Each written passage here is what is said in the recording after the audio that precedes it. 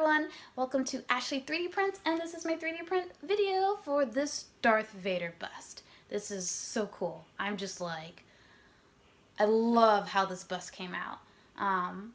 This took about 26 hours to print the actual bust, and the base was another 8 hours.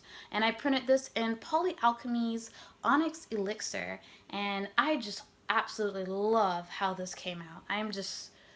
This is one of my favorite prints so far. I mean, it helps that I'm a big Star Wars fan, but definitely one of my favorite prints so far. Here's how it looks like. It's just so incredible. This model was designed by David Östman. I found it on My Mini Factory, and it's just so incredible. I'm so very, very pleased with how this turned out.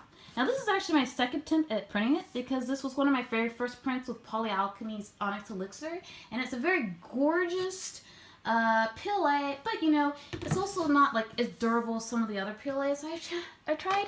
And so I printed this guy at 20% infill, but the very first time I tried printing it at 0% infill, and like it failed about, I don't remember how many hours in it, but yeah, it failed. It flexed because this stuff is, you know, it's got a nice little give to it, and it flexed and got caught on the backside, and then I just woke up to a spaghetti mess.